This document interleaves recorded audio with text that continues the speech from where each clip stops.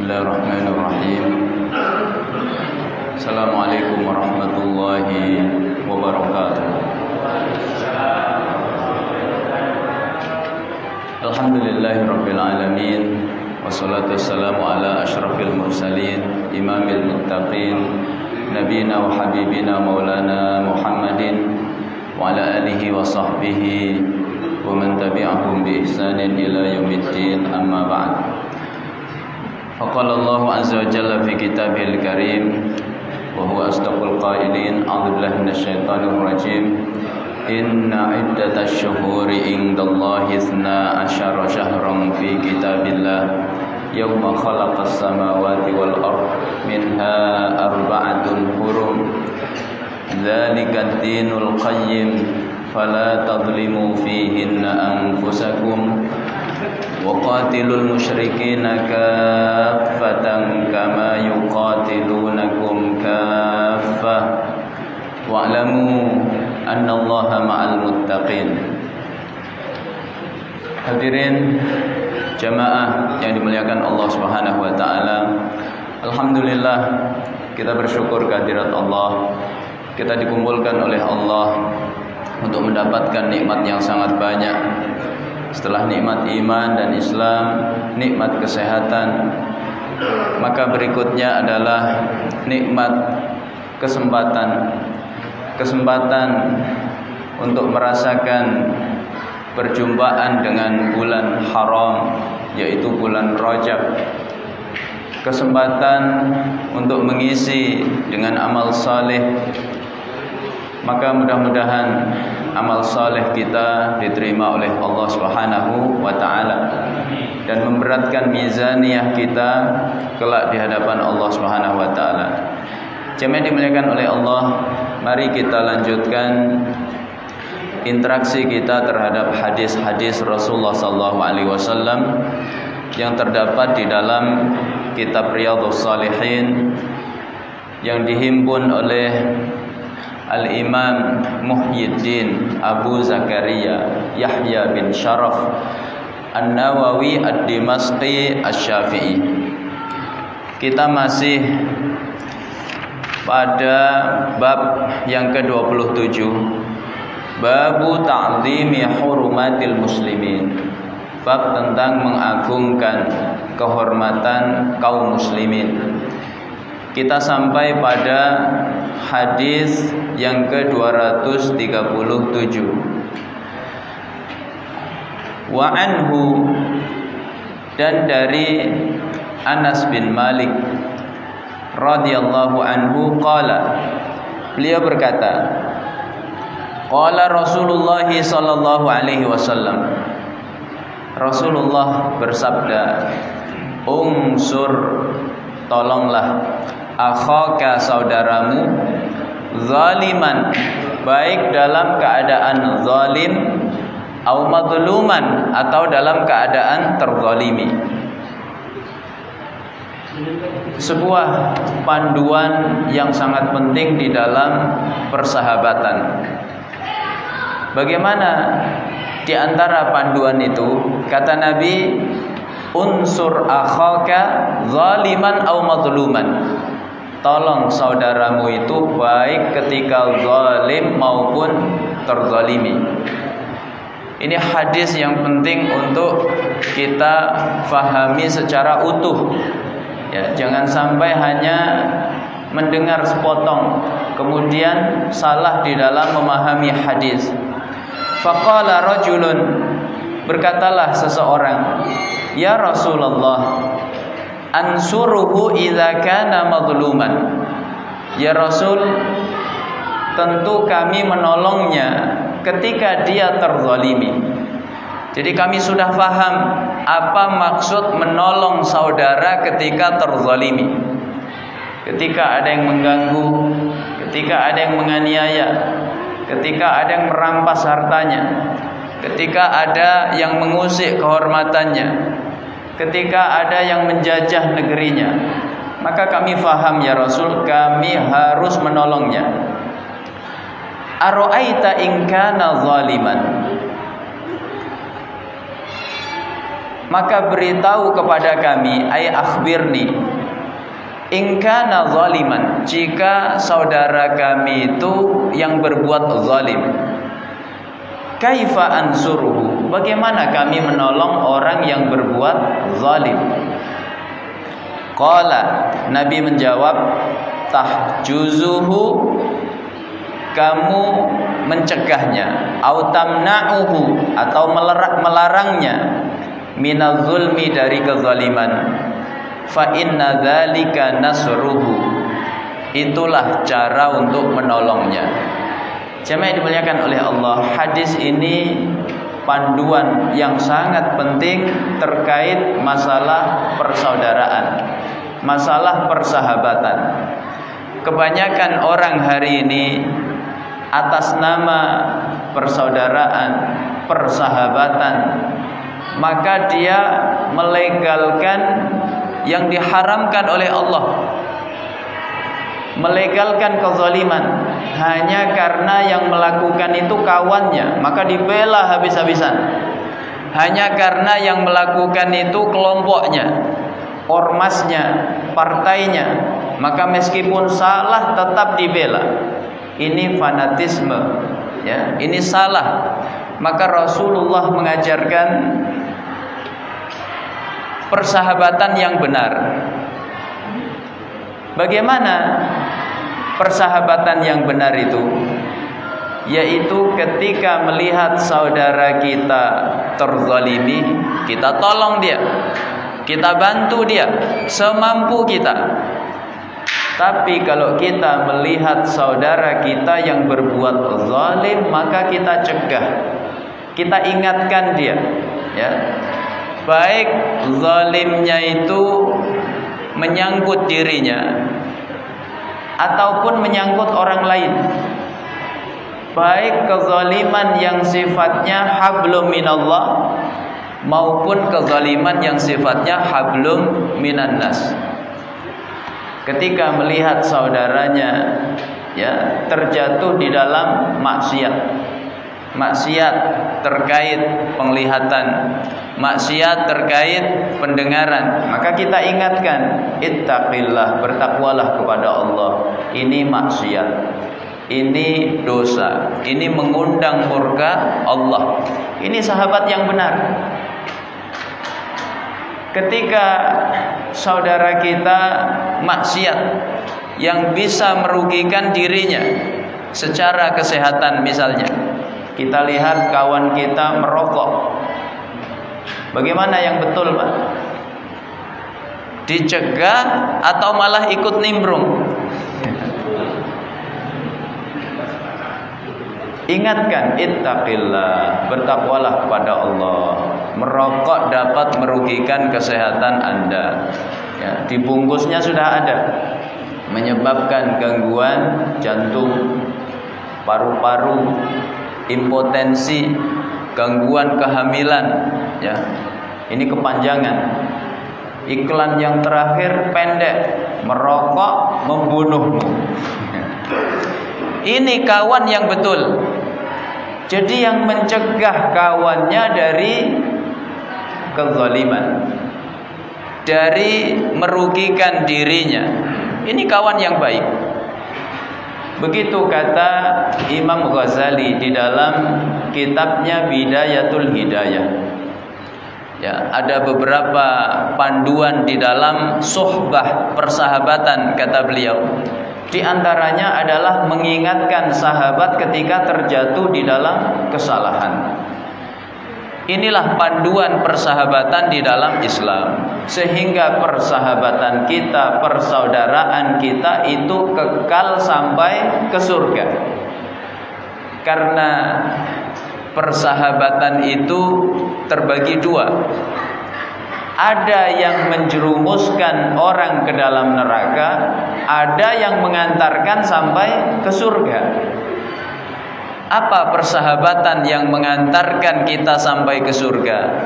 Yaitu persahabatan yang dibangun di atas keimanan, ketakwaan, amal saleh di jalan Allah Subhanahu wa taala. Ini persahabatan yang kelak berakhir di surga. Manfaatnya nggak cuma di dunia sudah terasa. Ketika kita butuh dukungan sahabat, maka dia hadir. Ketika kita dilanda musibah, dia datang menghibur kita. Ketika kita sakit, dia menjenguk kita. Ini manfaat di dunia. Ketika kita terkena dampak pandemi secara ekonomi, maka saudara kita datang meringankan beban kita. Ini manfaat di dunia. Manfaat di hari kiamat, maka hadir dalam bentuk syafaat. Sampai kata Nabi, tidak ada pembelaan yang lebih dahsyat di hari kiamat nanti seperti yang dilakukan oleh orang saleh di dalam membela sahabat-sahabat mereka. Mereka mengadu di hadapan Allah ketika sekelompok orang saleh sudah berada di surga, merasakan nikmatnya hidangan surga, buah-buahan surga, kenikmatan-kenikmatan surga. Mereka tidak melupakan sahabat-sahabat mereka. Mereka mengadu di hadapan Allah, Rabbana haula'i ikhwanuna kanu yusalluna ma'ana wa yasumuna ma'ana wa yahujjuna ma'ana. Ya Allah, dulu sahabat kami ini sholat bersama kami, puasa bersama kami, haji bersama kami, ngaji menuntut ilmu bersama kami. Ya Allah, enggak sempurna nikmat kami hari ini kecuali mereka hadir bersama kami. Maka Allah kemudian mengabulkan permohonan mereka. Kata Allah, cari sahabat-sahabat kalian di neraka, selamatkan mereka, yang penting masih ada iman di dalam hatinya meskipun hanya sebiji zarrah. Maka dengan syafaat kawan yang saleh, dipindahkanlah mereka dari neraka menuju surga. Orang-orang kafir merasa cemburu, diabadikan oleh Allah dalam surat Asy-Syu'ara. Fama lana min syafi'in. Ya Allah, celaka kami enggak punya kawan yang bisa memberi syafaat. Wala sadiqin hamim, tidak punya kawan yang baik. Falau anna lana karratan fanakuna minal mu'minin. Ya Allah, kalau engkau beri aku kesempatan sekali lagi, pasti kami bergabung bersama orang-orang yang beriman.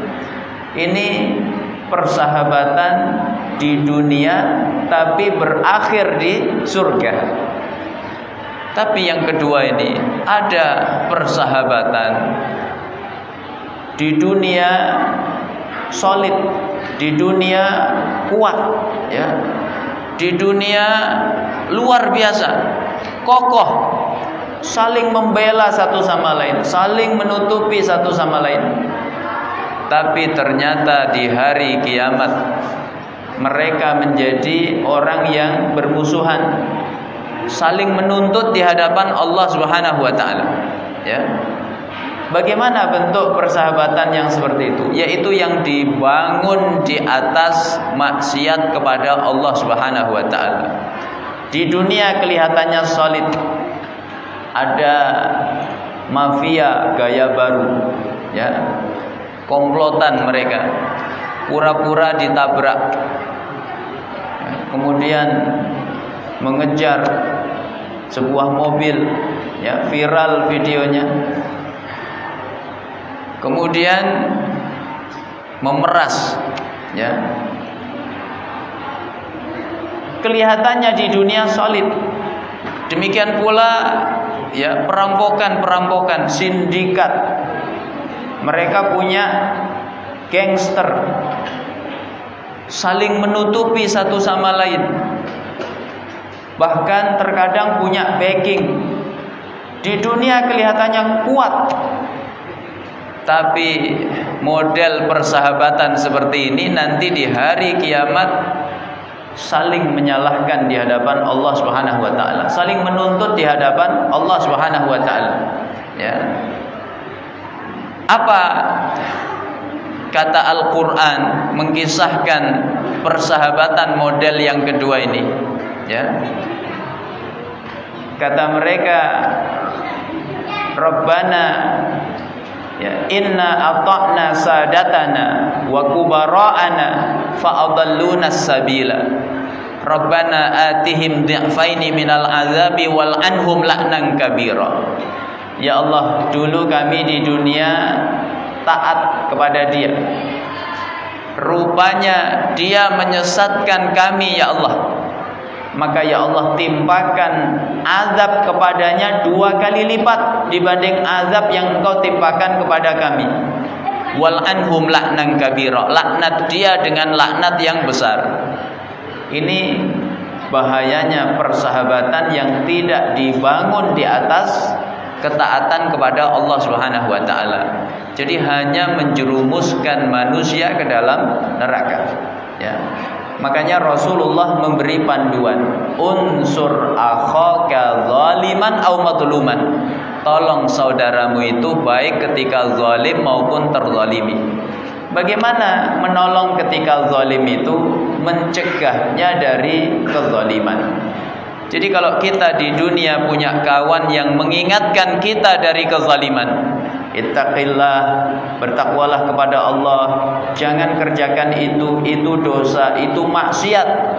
Inilah kawan yang kelak akan menarik kita ke surga Allah Subhanahu wa taala. Maka kata Imam Syafi'i, kalau kamu punya kawan yang mengingatkanmu untuk takut kepada Allah, mengingatkan kita untuk sholat berjamaah di masjid, ayo sholat jamaah. Mengingatkan kita untuk menghadiri majelis ilmu, ayo hadir, pengajian sudah mulai. Ya. Mengingatkan kita untuk berinfak, bersedekah, untuk mengkhatamkan Quran, untuk qiyamul lail, untuk berdakwah di jalan Allah, untuk amar ma'ruf nahi mungkar. Maka kata Imam Syafi'i, kalau punya kawan yang seperti itu, pegang erat, jangan lepas. Sebab kawan yang seperti itulah kelak yang akan menarik ya kita untuk meraih surganya Allah Subhanahu wa taala. Kemudian hadis berikutnya 238. Wa an Abi Hurairah, dari Abu Hurairah radhiyallahu anhu, semoga Allah meridainya, anna Rasulullah sallallahu alaihi wasallam qala, sesungguhnya Rasulullah sallallahu alaihi wasallam bersabda, hakul muslimi, hak seorang muslim, alal muslimi, atas muslim yang lain, khamsun, itu ada 5. Ini sebuah perkara yang penting untuk kita perhatikan, karena menyangkut hak saudara kita. Ya, hak saudara kita maka maknanya adalah kewajiban kita. Apa saja 5 perkara yang menjadi hak saudara kita, yang menjadi kewajiban kita? Pertama, raddus salam, menjawab salam. Ya. Apa salam itu? Assalamualaikum warahmatullahi wabarakatuh. Ini salam di dalam Islam. Ya. Tahiyyah, penghormatan. Siapa yang mengajarkan salam itu? Langsung Allah Subhanahu wa taala. Tahiyatan min indillah, ya, penghormatan dari Allah Subhanahu wa taala. Diajarkan oleh Allah kepada Nabi Adam, kemudian diamalkan oleh Nabi Adam di surga. Ya, makanya tahiyatan min indillah, mubarakatan thayyibah, penuh keberkahan, penuh kebaikan. Tahiyata ahlil jannah, itu penghormatan untuk penduduk surga. Jadi penduduk surga nanti satu sama lain ketemu itu tidak good morning, ya. Tapi apa? Assalamualaikum warahmatullahi wabarakatuh. Maka kita kaum muslimin harus bangga ya dengan identitas kita. Apa diantaranya? Salam. Orang-orang Yahudi itu merasa iri dengan salam yang dimiliki oleh kaum muslimin. Maka mereka kemudian memplesetkan. Ya, maka kita hari ini jangan suka memplesetkan istilah-istilah di dalam Islam. Ya, karena itu menyerupai kebiasaan orang Yahudi. Orang Yahudi memplesetkan salam. Apa kata mereka? Assalamu alaikum. Jadi assalam diganti apa? Assam. Assalam maknanya keselamatan. Semoga keselamatan atasmu. Tapi kalau assam itu maknanya kematian. Dan ini mereka ucapkan kepada siapa? Rasulullah sallallahu alaihi wasallam. Ya. Jadi orang Yahudi iri dengan salam yang dimiliki oleh kaum muslimin, maka mereka melecehkannya. Jadi kebiasaan melecehkan syariat Islam ini adalah kebiasaan Yahudi. Maka jangan kita ikut-ikutan. Jemaah dimuliakan oleh Allah. Apa makna yang terkandung di balik salam? Salam ini memiliki makna yang luar biasa. Memiliki doa kebaikan yang sangat besar untuk saudara kita. Assalamu, semoga keselamatan. Alaikum, atas kalian.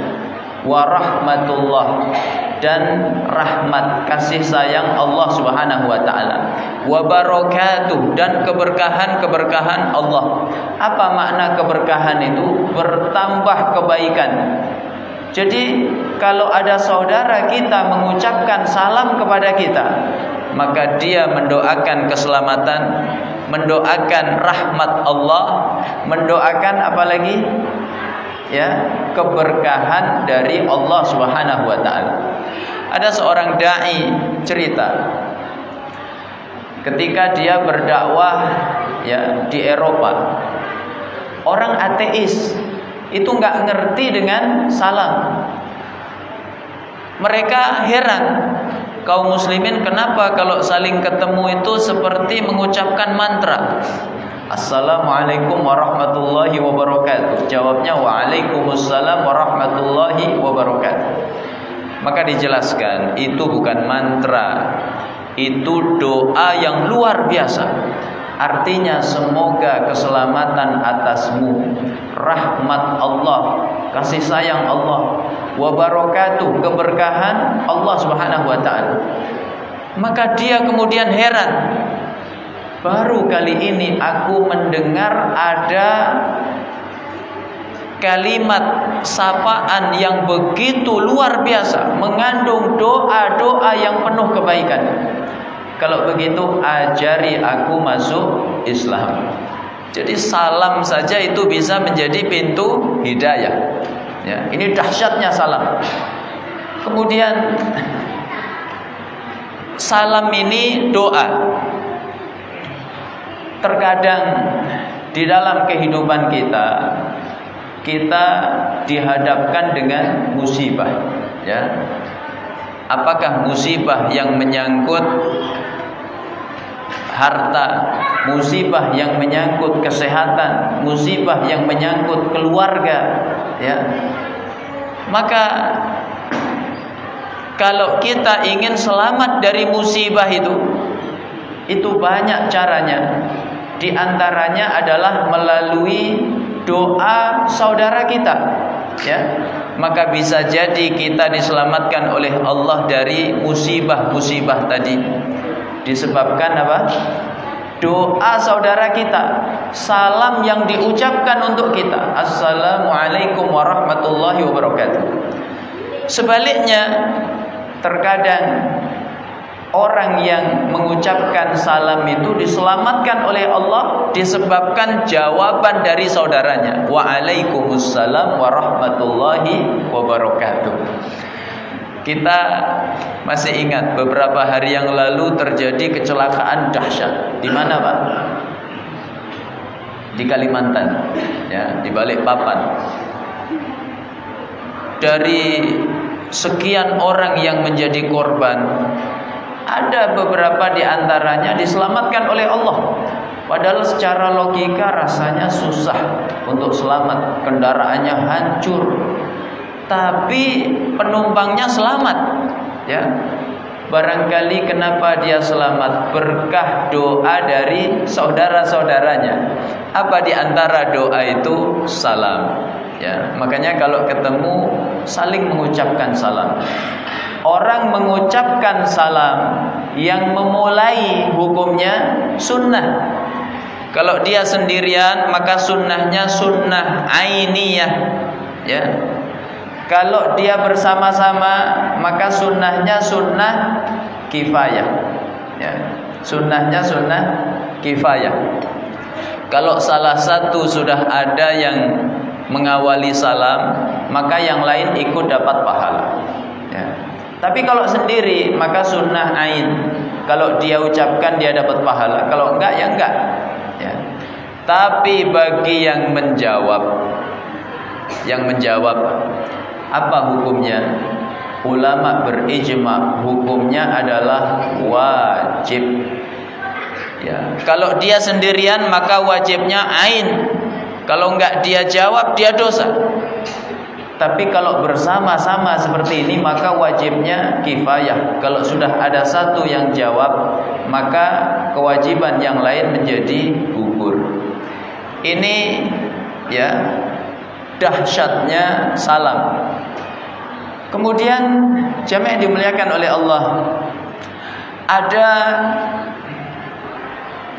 hikmah yang sangat penting. Kenapa kita diperintahkan untuk saling ya mengucapkan salam, menyebarkan salam? Pertama, linasyril mahabbah wat tawad wal ulfah bainal muslimin, untuk menyebarkan cinta, kasih sayang serta kelemah lembutan di antara kaum muslimin. Ya. Jadi simbol ukhuwah itu diantaranya adalah salam. Maka kata Nabi, la tadkhulul jannata hatta tu'minu. Kalian enggak masuk surga sampai kalian beriman. Wala tu'minu hatta tahabbu. Tidaklah kalian beriman sampai kalian saling mencintai. Ala adullukum ala syai'in idza fa'altumuhu tahabbtum. Mau enggak kalian aku tunjukkan sesuatu yang kalau kalian kerjakan maka kalian saling mencintai? Apa itu? Afsyus salama bainakum. Tebarkan salam di antara kalian. Ya. Ini perkara mudah, tapi kadang diremehkan sebagian orang, padahal keberkahannya besar. Tidak ada dua orang saling mengucapkan salam ketika ketemu kecuali Allah ya tambahkan rasa cinta di antara mereka. Maka kita kalau pulang ke rumah, meskipun rumah itu rumah kita, bukan rumah orang lain, ya. Kita masuk, apa adabnya? Ucapkan salam. Barangkali dengan salam kita itu Allah tumbuhkan cinta di hati keluarga kita. Istri semakin mencintai suaminya, suami semakin mencintai istrinya, anak semakin cinta kepada orang tuanya, orang tua semakin cinta kepada anaknya. Ini berkah salam. Kedua, sababun linailil ajril azim. Salam itu menyebabkan kita memperoleh pahala yang sangat besar. Dalam sebuah hadis dikatakan, ya, ketika Rasulullah berada di sebuah majelis, ada orang berkata Assalamualaikum. Maka Nabi mengatakan asyru hasanat. Orang itu dapat 10 kebaikan. Kemudian ada orang lain datang mengucapkan Assalamualaikum warahmatullah. Ya, ditambah warahmatullah. Kata Nabi isyruna hasanah. Dia mendapatkan 20 kebaikan, ya. Lalu datang orang yang ketiga, dia mengucapkan salam secara sempurna. Assalamualaikum warahmatullahi wabarakatuh. Apa kata Nabi? Ya. Salasuna hasanah. Orang itu mendapatkan 30 kebaikan. Jadi kalimat yang singkat tapi pahalanya besar. Bapak kalau ketemu satu sama lain, maka ucapkan salam. Paling ringan apa? Assalamualaikum. Ini 10 kebaikan kata Nabi. Kalau ditambah Assalamualaikum warahmatullah, 20 kebaikan. Assalamualaikum warahmatullahi wabarakatuh, 30 kebaikan. Ya. Bagi yang menjawab, maka diperintahkan untuk menjawab yang semisalnya atau yang lebih baik. Ya. Allah sampai memberi panduan di dalam Al-Quran. Wa idza huyyitum bi tahiyyatin fahayyu bi ahsana minha aw rudduha. Kalau diucapkan salam, maka jawablah dengan yang lebih baik. Assalamualaikum jawabnya, Waalaikumsalam warahmatullahi. Yang lebih baik, kalau diucapkan Assalamualaikum warahmatullahi, jawabnya Waalaikumsalam warahmatullahi wabarakatuh. Atau paling tidak yang semisal. Assalamualaikum jawabnya Waalaikumsalam. Assalamualaikum warahmatullahi, jawabnya Waalaikumsalam warahmatullahi. Ini paling minimal. Jangan dikurangi. Orang jawab salam, orang ucapkan salam, Assalamualaikum warahmatullahi wabarakatuh. Kita cuma jawab Waalaikumsalam. Ini pelit namanya, ya.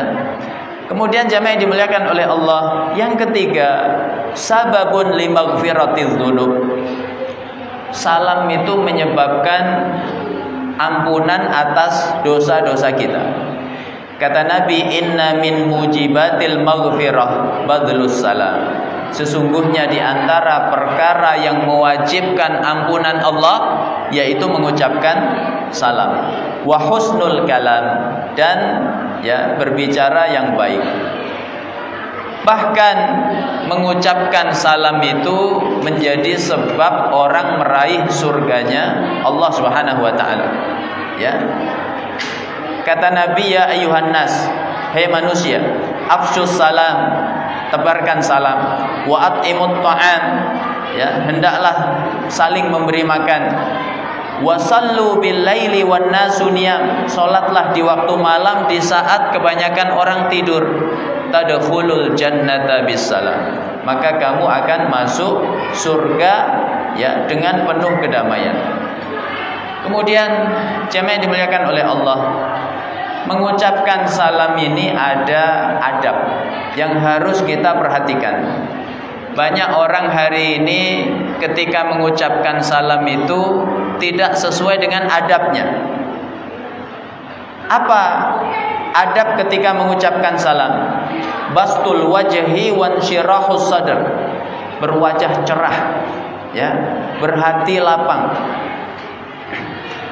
Oh, adab menjawab salam. Saya ulangi lagi, adab menjawab salam.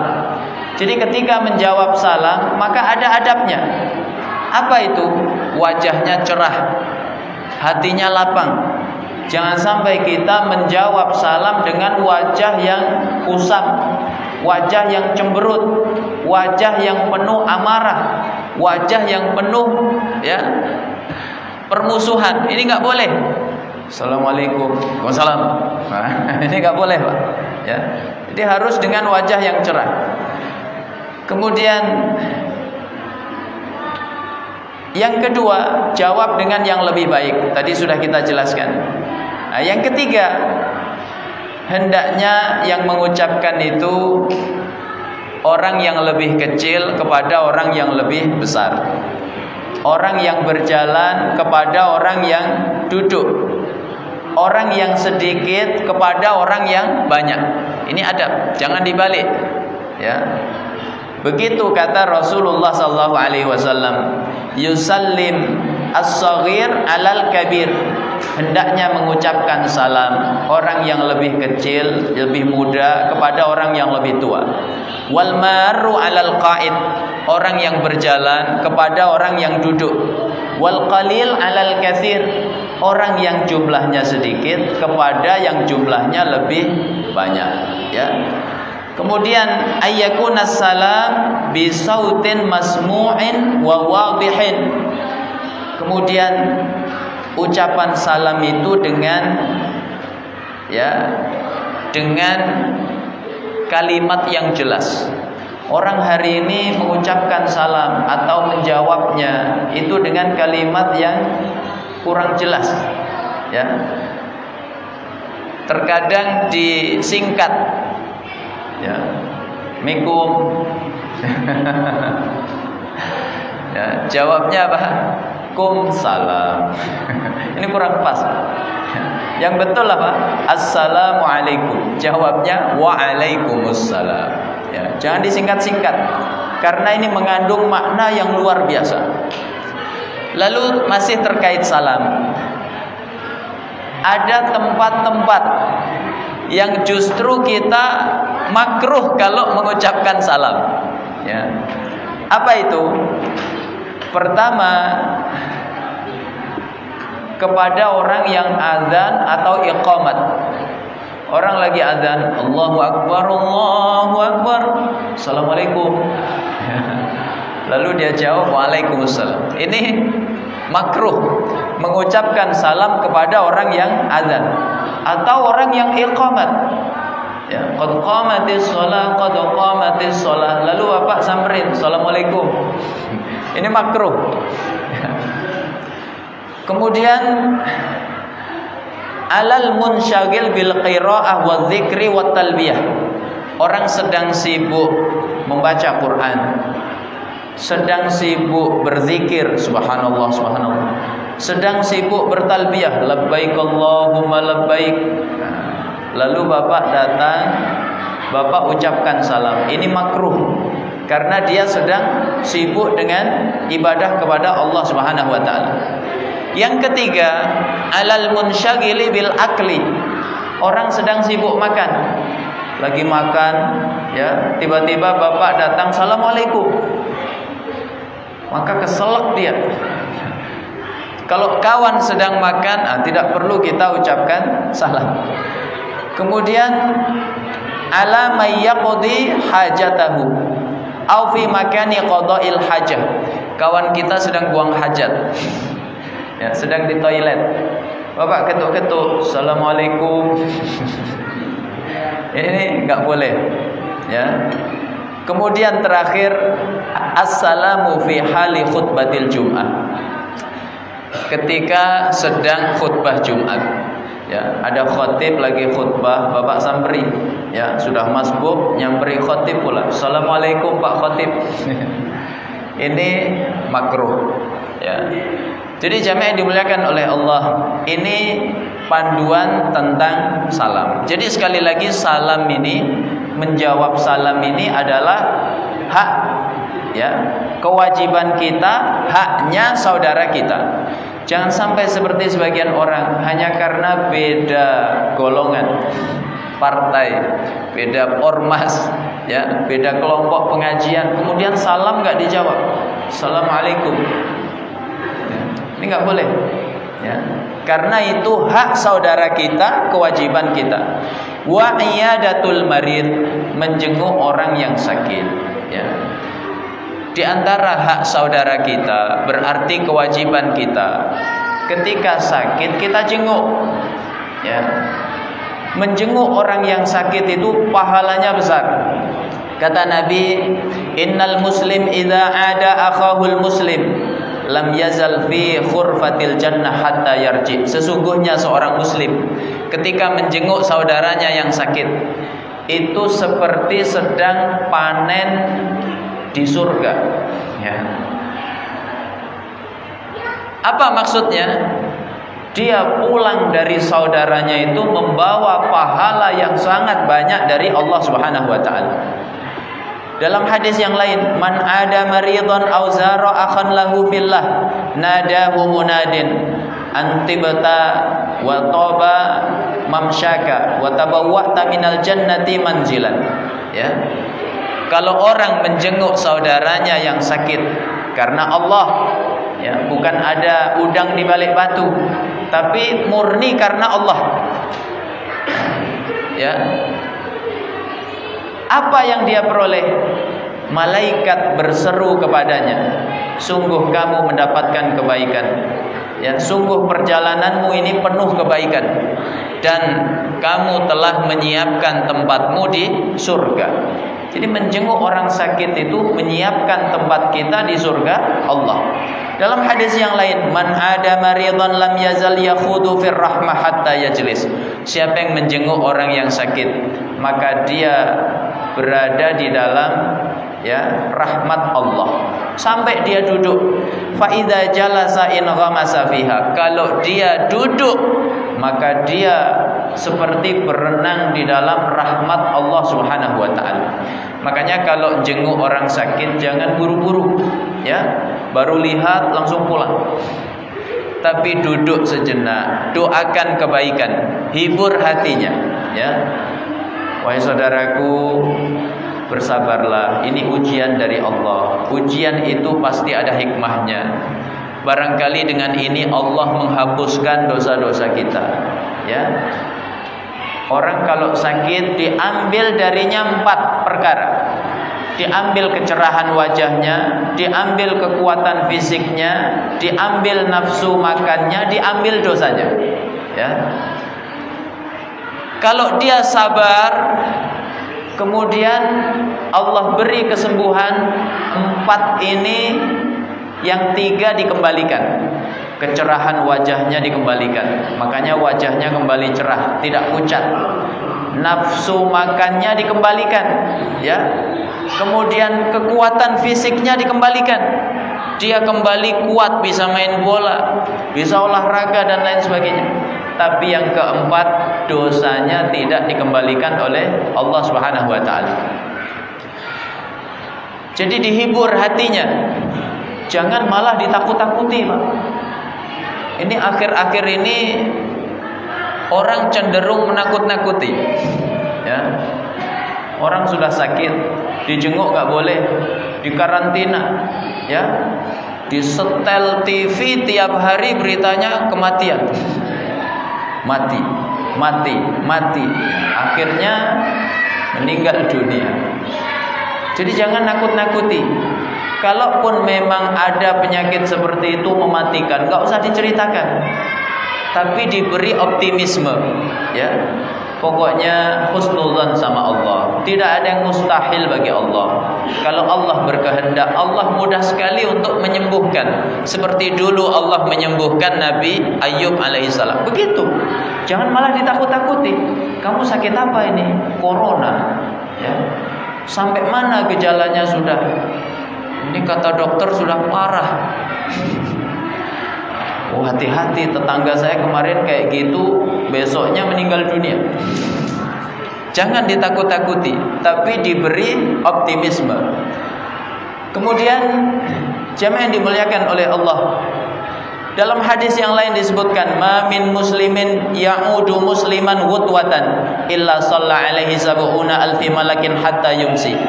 Tidak ada seorang muslim menjenguk saudaranya yang sakit di waktu pagi, kecuali 70.000 malaikat mendoakannya sampai sore.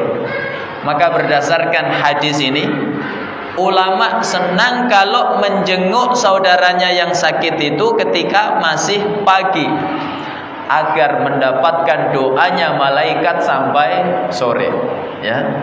Nah, tentu menjenguk ini sesuai dengan kondisi. Kalau di rumah sakit ada aturannya, jam sekian sampai jam sekian, Nah, jemaah yang dimuliakan oleh Allah, yang ketiga, wattiba'ul janaiz, mengiringi orang yang meninggal dunia. Hadir ketika acara, sampai disolatkan, sampai dimakamkan. Ini namanya ittiba'ul janaiz, mengiringi orang yang wafat. Bagaimana keutamaannya? Man syahidal janazata hatta yusalli alaih, falahu qiratun. Siapa yang hadir jenazah, menghadiri jenazah sampai ikut menyolatkan, dia dapat pahala 1 qirat. Wa man syahidaha hatta tudfan falahu qiratani. Siapa yang menghadirinya sampai pemakaman, dia mendapatkan pahala 2 qirat. Qila wa mal qiratani ya Rasulullah. Apa itu maksud 2 qirat? kata Nabi, mithlul jabalainil azimain, seperti dua gunung yang besar. Maka kalau ada saudara kita diwafatkan oleh Allah, ya, beri penghormatan terakhir, ya, luangkan waktu kita untuk menghadiri, karena itu dibalas oleh Allah dengan pahala yang besar. Wa ijabatu dakwah, ya, memenuhi undangan, terutama walimatul murus. Kalau diundang saudara kita, maka usahakan hadir. Wa tashmitul atis, menjawab orang yang bersin. Bersin itu disukai oleh Allah, ya.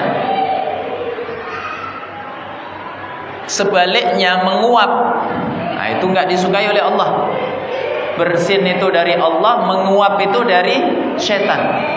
Maka kalau kita bersin, ya, ada panduannya, tutup mulut kita atau wajah kita, kemudian ucapkan apa? Alhamdulillah. Atau dalam riwayat lain, alhamdulillah ala kulli hal, ya. Yang mendengar menjawab yarhamukallah, ya. Lalu yang mendengar lagi menjawabnya yahdikumullah wa yuslihu balakum. Dalam riwayat lain ditambahkan yaghfirullahu lana walakum. Ini boleh, ya. Kalau batuknya berkali-kali, sekali dijawab yarhamukallah, sekali lagi dijawab yarhamukallah, sekali lagi yarhamukallah, sudah 3 kali masih batuk juga, maka kata Nabi, hadza mazkum, orang ini kena pilek, ya. Maka kata Syekh Utsaimin, ya, dianjurkan mendoakannya, afakallah, semoga Allah, ya, menyembuhkanmu. Ini panduan di dalam masalah bersin, ya. Baik, cukup sampai di sini, sudah isya nih. Mudah-mudahan bermanfaat bagi saya pribadi dan kita semuanya, dan mudah-mudahan kajian kita terhadap hadis Nabi ini semakin mendorong, ya, dan memberi semangat dalam diri kita untuk menghidupkan sunnah Rasulullah SAW di dalam kehidupan kita. Amin ya rabbal alamin. Kalau ada yang benar semata-mata dari Allah, kalau ada yang salah ini kekhilafan saya mohon maaf yang sebesar-besarnya. Aqulu qouli hadza wa sallallahu ala nabiyyina Muhammad wa ala alihi wa sahbihi wasallam, wa subhanakallahumma bihamdik asyhadu an la ilaha illa anta astaghfiruka wa atubu ilaik. Assalamualaikum warahmatullahi wabarakatuh.